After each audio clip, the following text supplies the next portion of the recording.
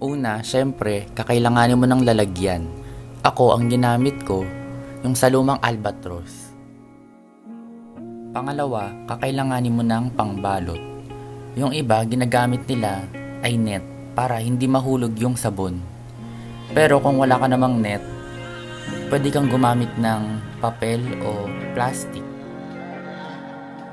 Sa kadahilan ng wala akong nakitang net, ito ang naisip kong alternative para sa aking gagawin na air freshener.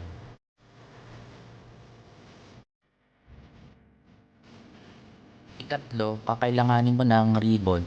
Pero optional lang naman to, kaya nasa sa iyan kung kakailanganin mo o hindi.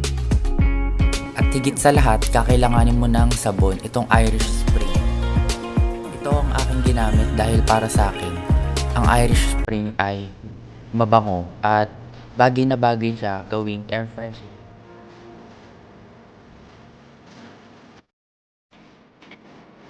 Kumuha ka lang ng panghiwa. Ako, ang ginamit ko ay cutter. At hiwain mo lang ito, depende kung gaano kakapal ang gusto mo. Ang ginawa ko, hinati ko muna sa gitna. Tapos, yung kalahati, hinati ko ulit sa tatlo. Dahan-dahan ka lang sa paghati dahil nasisira siya at naduduro.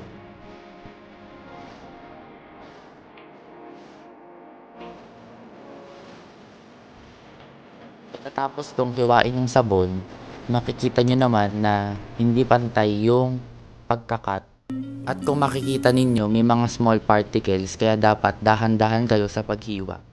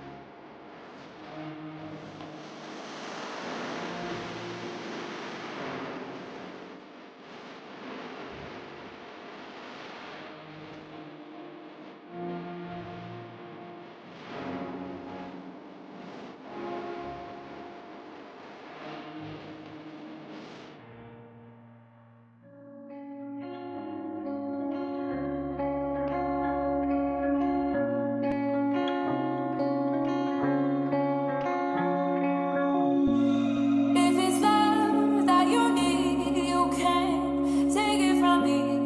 'Cause I'm the one who's giving it up.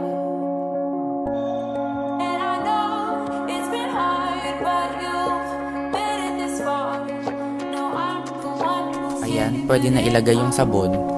Nilagay ko na pa isa-isa at hindi ko na pinagkasya pa yung isang malaki dahil nga naduduro.